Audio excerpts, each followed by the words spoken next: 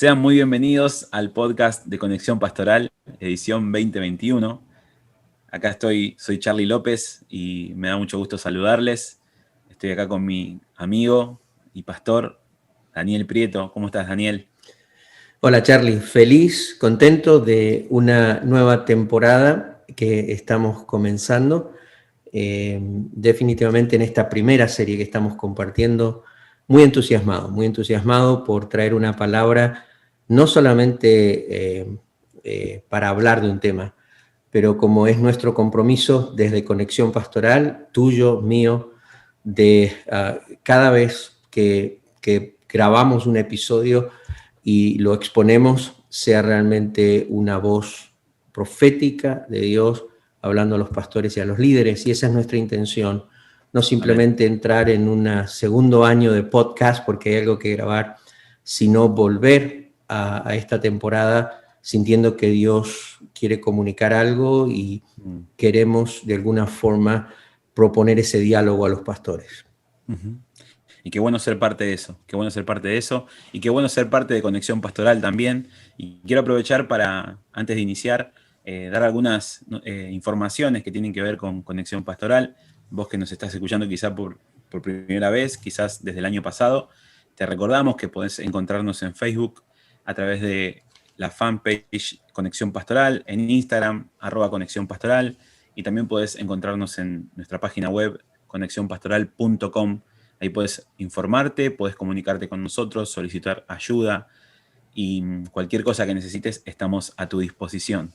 Así que bueno, queremos hablar un poco de lo que hoy nos convoca, ¿sí? Esta serie nueva que tenemos, que la titulamos Reunidos, ¿sí?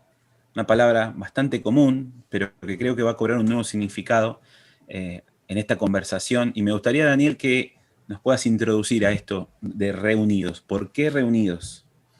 Bueno, como estamos hablando en esta serie, reunidos es una palabra, la palabra reunidos, pero también es un juego de palabras.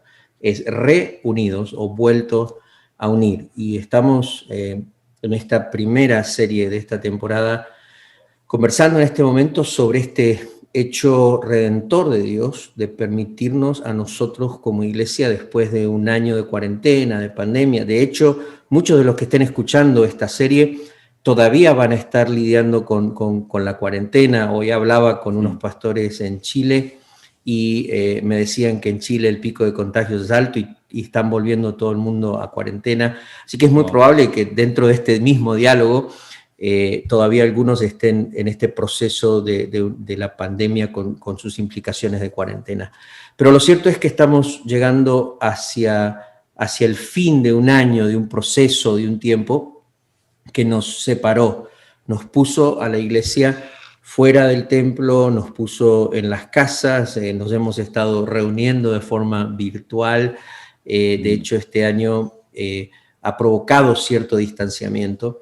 Pero al mismo tiempo estamos proponiendo en esta serie que cuando pensamos en esta oportunidad de volver a reunirnos, no pensemos simplemente en que es una decisión del gobierno que ahora nos va a dejar reunirnos o que es una decisión de una organización como la iglesia, decir, bueno, es tiempo de volver a tener reuniones, pero que esta es una decisión redentora del Señor, como lo hemos hablado, y que esta obra redentora soberana del Señor, de traernos de vuelta para estar juntos en un espacio común como iglesia, como comunidad de fe, necesita ser tomado por nosotros con una responsabilidad de rendición. O sea, lo hemos repetido y lo decimos ahora nuevamente, todo acto redentor de Dios requiere y pide de nosotros conductas de rendición. Lo voy a volver a decir.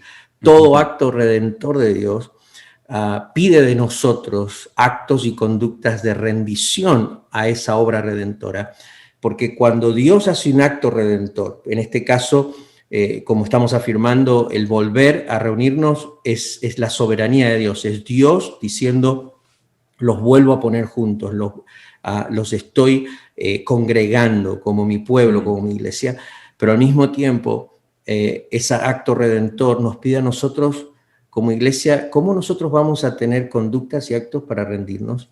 y hemos hablado que hay 5, ¿no es cierto? 5 conductas que nos permiten rendirnos, particularmente a este acto redentor de Dios de provocar que su pueblo se vuelva a congregar, se vuelva a reunir, vuelva a estar juntos.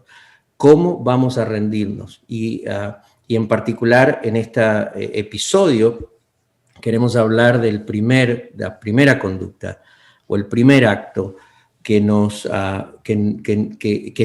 debe ser una decisión de todos, convengamos en eso. Sí. Yo creo que como iglesia todos, desde los pastores, los líderes hasta los miembros, tenemos que repensar qué nos enseñó esta pandemia, qué éramos antes de la pandemia, qué reveló esta pandemia, esta cuarentena, y qué queremos ser de aquí en adelante. Y la propuesta para nosotros es reunirnos, pero no simplemente como volver a tener reuniones. ¿Cómo es que vamos a tener reuniones? Que realmente sean momentos donde estamos reunidos y no solamente un evento. ¿Cómo es que vamos a tener, vamos a volver a congregarnos para ser comunidad y no solamente una iglesia con un programa? Entonces, este primer acto que nos va a rendir a este hecho de transformar nuestras reuniones en verdaderos momentos donde los creyentes nos reunimos como comunidad, para nosotros es este concepto de no se trata solo de mí, se trata del otro también. Así como recordás, Charlie, aludimos en el pasado que hay 5 verbos en el Nuevo Testamento que están acompañados de esta expresión unos a otros, ¿no? Y cuando vemos, perdón, no 5, son 10 verbos. Y cuando estos 10 verbos los miramos todos juntos. 5 son los episodios. 5 son los episodios, pero son 10 verbos que cuando los miramos juntos discernimos y encontramos que hay 5 acciones que nos permiten a nosotros entonces rendirnos como una comunidad de fe.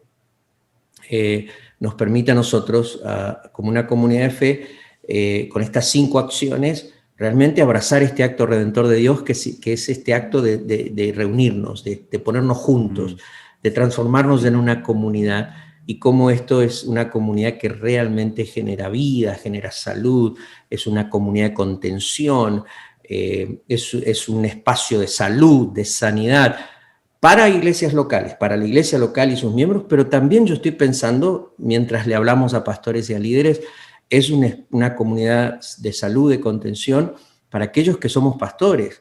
¿Cómo es que esta vuelta, ¿sí?, no solo nos transforma ahora en pastores que vamos a seguir aislados, o nos transforma en un movimiento, en una comunidad de líderes, de pastores que abrazamos esta nueva dimensión de reunidos, de ser unidos por el Señor? Entonces, los 2 primeros verbos. Para recapitular un poquito, tenemos hoy, como después de la gran apertura en vivo, que también quedará como episodio, como capítulo del podcast, tenemos hoy un episodio 1, ¿sí?, en esto de reunidos, que se titula No se trata solo de mí, se trata del otro también, ¿no? Y en estos 2, en este momento, queremos introducirnos en 2 de esos verbos de los 10 que decías. ¿Y cuáles son, Daniel? Contanos un poco de qué se trata lo que hoy traemos. Bueno, si yo como un líder, como un pastor, levanto mi cabeza y digo, los pastores de la ciudad, los líderes de la iglesia de la ciudad son mi comunidad de fe, son mi comunidad de contención en mi llamado, en mi liderazgo. Entonces tengo que levantar la cabeza y decir, la vida en la iglesia, mi ministerio, mi liderazgo, mi pastorado, no se trata solo de mí, se trata del otro también. Cuando yo, como un miembro de la iglesia, levanto mi cabeza, miro y digo, wow, no se trata solo de mí.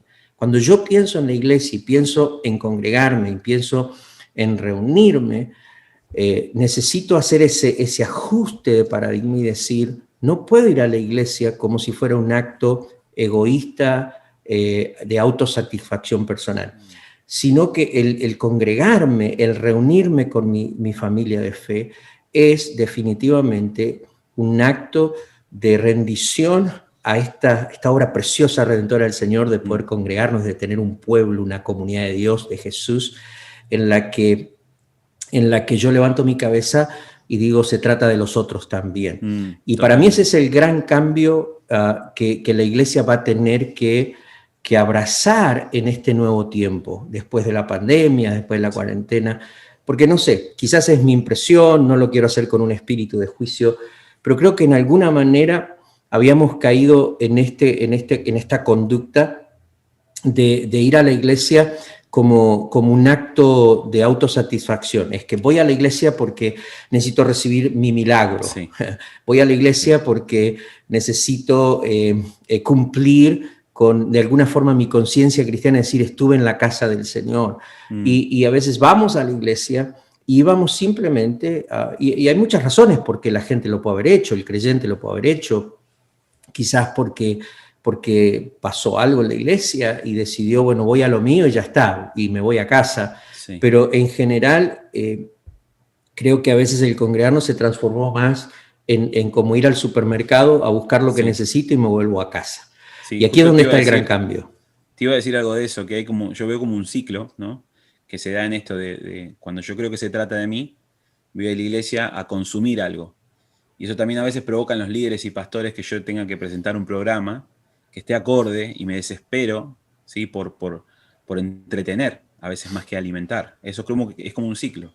Entonces después yo me canso, como todo consumo, me canso o me sacio y necesito otra cosa y eso genera un ciclo desgastante para todos.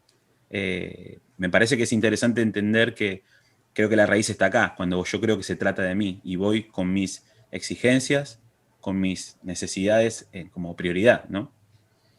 Sí, y creo que eso es, esa es la primera actitud o conducta que siempre, aunque estés en una reunión con muchísima gente, estás solo, porque solo fuiste a hacer lo que querías obtener individualmente. Claro. Y vuelvo a decir, ese acto de consumismo, claro, produjo quizás también que nosotros en las iglesias tuviéramos más reuniones que el hecho de estar reunidos. Mm, Entonces sí. creo que ahí es donde viene el cambio. Por eso en esta serie de Reunidos estamos insistiendo en cómo este regreso, este nuevo tiempo de congregarnos, de estar juntos como iglesia, vamos a ser intencionales en que nuestras reuniones realmente sean un tiempo para reunirnos y no simplemente un evento otra vez como hace meses atrás antes de que todo esto pasara. Totalmente. Entonces, a partir de allí, creo que eso es lo primero, ¿no?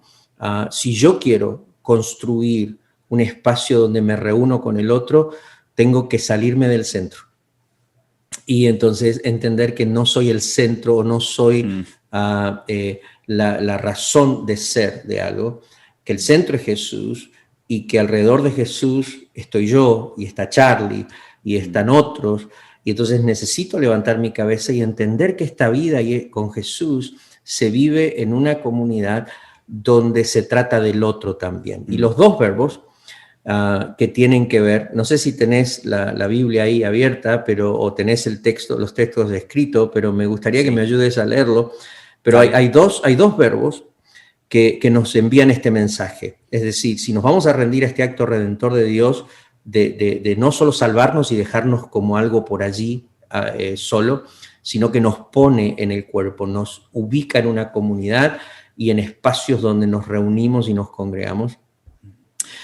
Los dos verbos son aceptarse y soportarse. O sea, el Nuevo Testamento dice acéptense unos a otros y sopórtense unos a otros. Y eso es muy interesante, Sí, sí. porque cuando yo escucho eso y veo que de pronto Dios me mete a mí, me salva, encuentro esta vida nueva, pero esta vida nueva tiene todo que ver con ser injertado en el cuerpo y vivir junto a los demás. Daniel tiene que aceptar la vida cristiana, mi comunidad, mi comunión con Jesús, mi reunirme, el ser parte de una iglesia.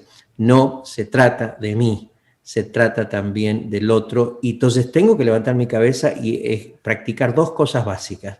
Tengo que aprender a aceptar al otro y tengo que aprender a soportar al Amén. otro.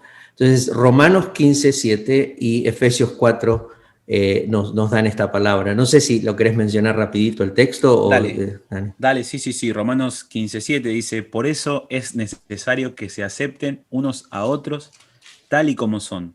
Así como Cristo los aceptó a ustedes, así todos alabarán a Dios. ¿Querés que lea el de Efesios Y también? Efesios, sí, la porción donde está el texto.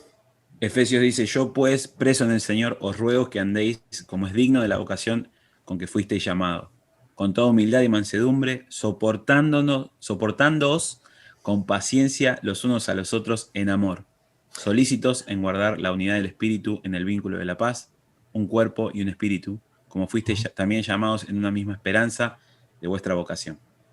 Tremendo. Interesante. O sea, Sí. primero, el Espíritu Santo deja registrado esta orden de acéptense unos a otros. Eso es un acto ¿Será que somos intencional. diferentes? ¿Será que somos muy diferentes? ¿Será que cuando venís a la iglesia, incluso, y yo tengo que pensar también, Charlie, que estamos hablándole a los pastores en este momento, a los líderes de la iglesia, creo que tanto ellos como nosotros, que estamos en el pastorado, que estamos en el liderazgo, tenemos que pensar muchísimo en estos dos mandamientos, en estas dos órdenes bíblicas para nosotros. Porque como vos decís, esto tiene todo que ver con un hecho real del que el que el Señor nos ponga en una comunidad de fe no significa que todos tenemos que ser iguales, no significa uniformidad. El gran desafío de la unidad y al mismo tiempo yo diría la gran belleza de la unidad es la diferencia de los miembros o de los elementos que componen esa unidad. Es esa ausencia de monotonía, es esa ausencia de repetición, pero es esa diversidad que al final del día nos hace ricos a todos como iglesia, porque mientras más diversidad hay, más ricos somos como comunidad de fe, porque existen obviamente más dones, más expresiones diferentes, pero también obviamente este aceptarse unos a otros tiene que ver con el hecho de que cuando yo pienso que el reunirme y el congregarme no se trata de mí, se trata del otro, el ser parte de una comunidad no se trata de mí, se trata del otro, es ese hecho tan interesante de que es una decisión mía aceptar a Charlie y que es una decisión de Charlie aceptar a Daniel en esta relación. Totalmente. Y que ahí parte todo. O sea, porque vos podés ser el tipo más increíble del mundo o podés ser una buena persona, pero al final del día yo decido si te acepto o no en mi espacio. Yo decido si quiero realmente reconocer a Charlie como alguien que existe ahí, Sí, ¿no? sí. Y el hecho de aceptarte. Entonces, a partir de allí, es interesante porque además Pablo pone este concepto de Romanos 15:7 de aceptarnos unos a otros en un contexto mucho más amplio de la vida en comunidad de la iglesia. Si vos lees Romanos 14, porque todo esto empieza en Romanos 14, aunque aterrizamos en Romanos 15, Pablo está permanentemente hablando de una relación en la iglesia entre los que son más débiles y los que son más fuertes. Y es interesante que este aceptarnos unos a otros a veces tiene que ver con el hecho de entender, no es que simplemente somos diferentes como personas, ¿no? Obviamente tenemos nuestra propia cultura, tenemos nuestras propias formas de pensar, fuimos a veces hasta el estilo. Imagínate qué significa esto cuando estoy pastoreando en una ciudad y hay 20 iglesias más y yo me levanto y hay 20 pastores más y digo, bueno, el estar en esta ciudad no se trata solo de mí, el pastor Daniel, se trata del pastor Juan y el pastor Felipe, y se trata de, pero cuando los miro, ellos son diferentes a mí. Y quizás las primeras diferencias que vamos a marcar tiene todo que ver con esta diferencia de personalidad, de estilo, de la música, de cómo piensan y razonan en el ministerio. Pero Pablo entiende que quizás el desafío más grande en la iglesia está en la diferencia entre los débiles y los fuertes. Y cómo los fuertes en la iglesia les cuesta aceptar a los débiles. Y cómo a veces, mientras más, yo lo digo en broma muchas veces, pero yo digo que a veces algunos mientras más santos se sienten, más se alejan de los seres humanos comunes y corrientes, ¿no? Y entonces, mientras más santo te sentís, mientras más sentís que estás viviendo la integridad y la santidad del Señor, a veces te quedas tan en alto allá que empezás a ver a todos los demás como personas de segunda clase en el reino.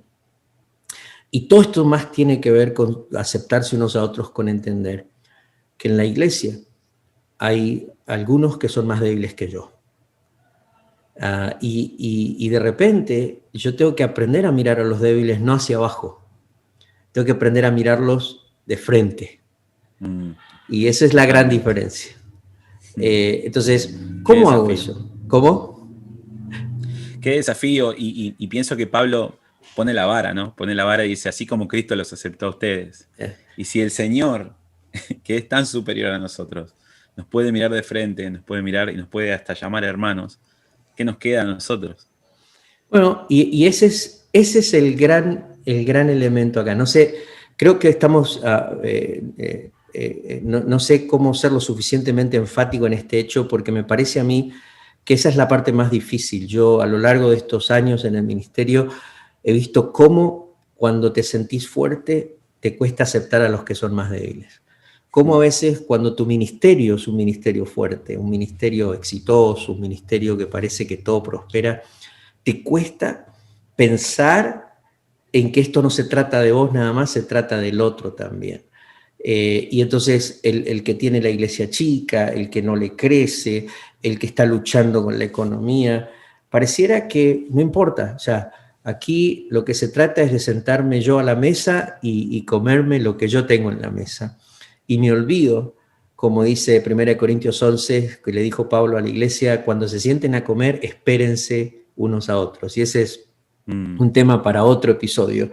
Pero sí. Déjame decir dos cosas que nos ayudan a aceptarnos unos a otros, especialmente en este concepto de débiles y fuertes en la iglesia. Aquellos que están más fortalecidos en el Señor y aquellos que no están tan fortalecidos en el Señor. Y convengamos que el regreso y el volver a reunirnos de esta pandemia ha categorizado algunas cosas. Yo a veces escucho estadísticas o escucho a los creyentes o a los pastores hablar, no, es que tengo hermanos que están fríos, ¿no? Pero hay hermanos que han estado al pie del cañón.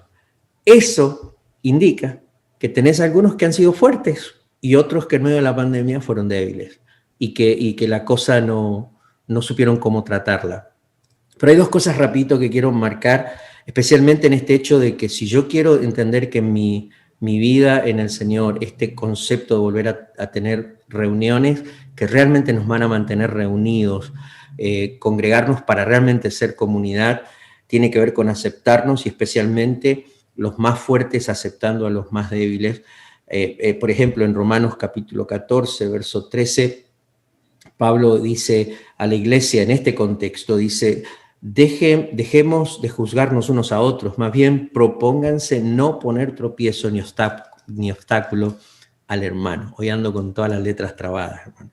Así que fíjense, el primer acto de aceptar al otro tiene todo que ver con una decisión personal. No importa qué tan fuerte me siento yo, de decidir, te acepto como sos, te acepto como estás, como Cristo me aceptó a mí, porque no te juzgo, no quiero ejercer un juicio que termina en una condena sobre tu vida. Es una decisión personal. El aceptarte no es simplemente decir, hey Charlie, qué lindo verte. El aceptarte es un acto mucho más grande que eso. Es el acto de decidir que yo no soy tu juez y que estoy disponible para no hacer nada que te vaya a causar un tropiezo. Entonces, esa es la lucha, ¿no? Todo el contexto habla de que aquellos que decidían comer algo que no le importaba si el otro pensaba que estaba mal o bien, o si estar en cierto lugar y si al otro le caía mal no me importa. Es esta decisión de decir, yo cuando decido aceptarte, Charlie, decido aceptarte con todas tus debilidades. Y aquí está la gran diferencia. No es que te acepto, y creo que siempre tendemos a aceptar a los que son fuertes, ¿no? Este me gusta, porque este lo quiero tener conmigo, este es bueno para acá lo necesito, este es un buen músico, este es una persona fácil de tratar.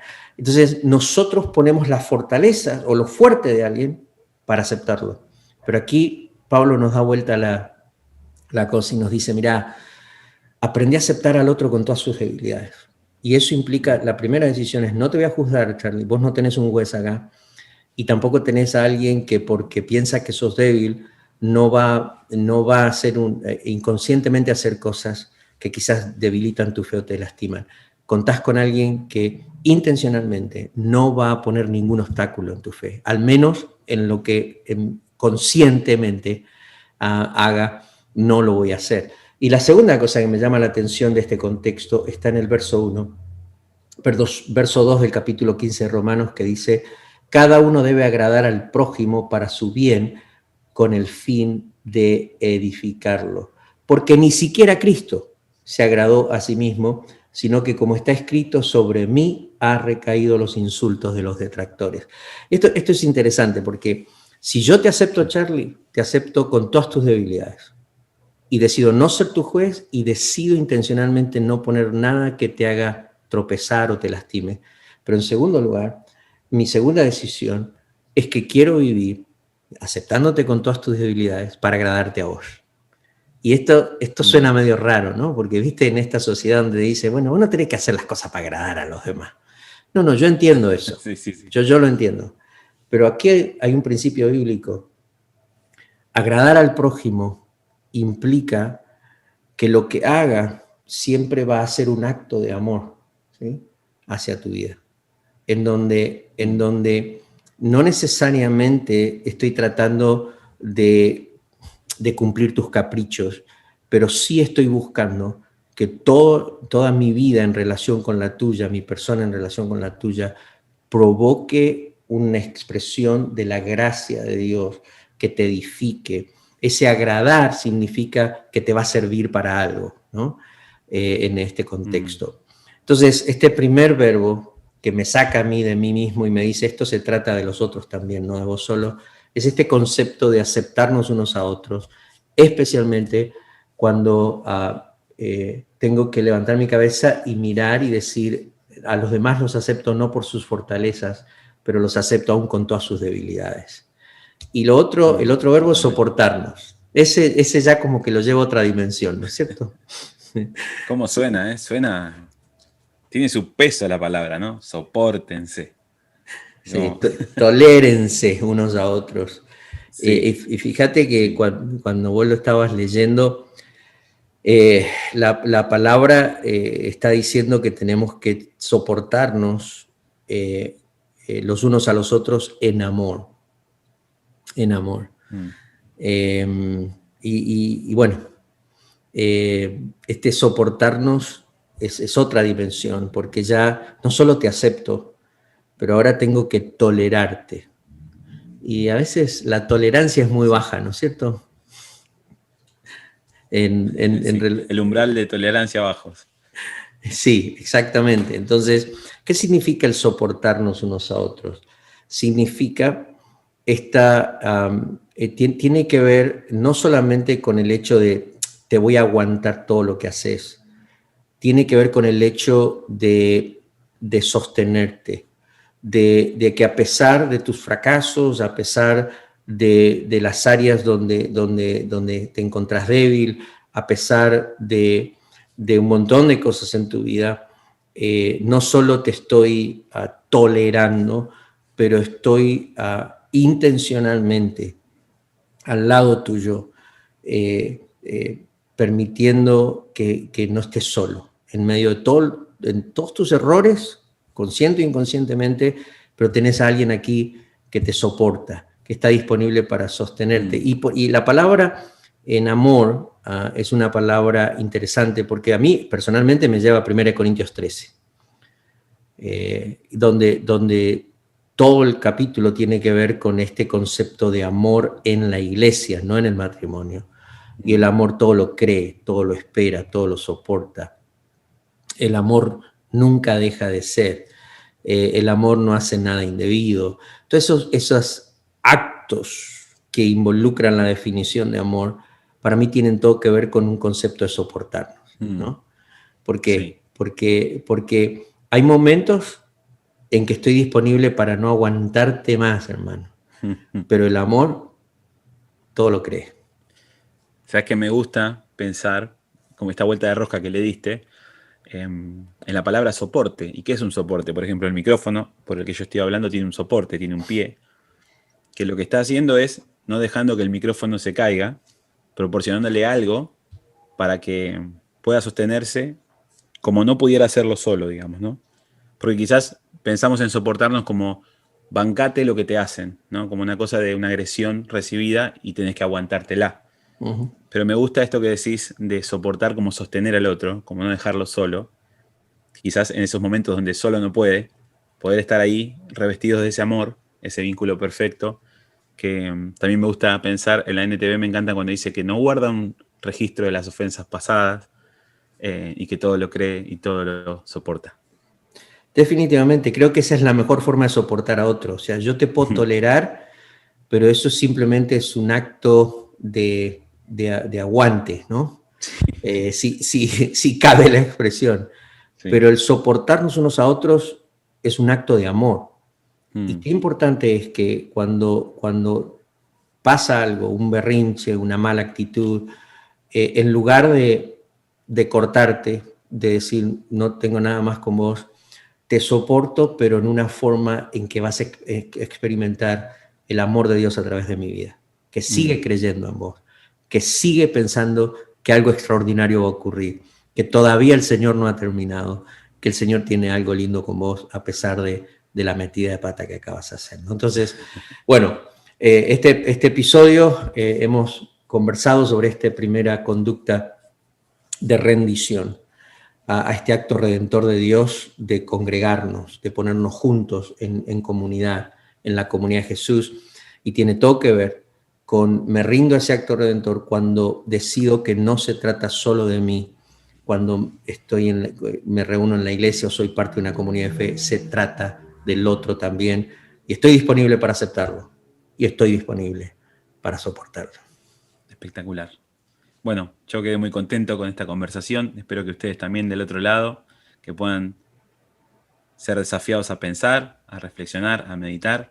Y nos vemos en el próximo episodio, Dani. ¿Qué te parece? Claro que sí, Charlie. Saludos a todos y bueno, en el próximo episodio estaremos conversando sobre esta segunda conducta que nos rinde al acto redentor de Dios, que tiene que ver con le doy un lugar al otro en mi vida. Pero de eso charlamos la próxima semana.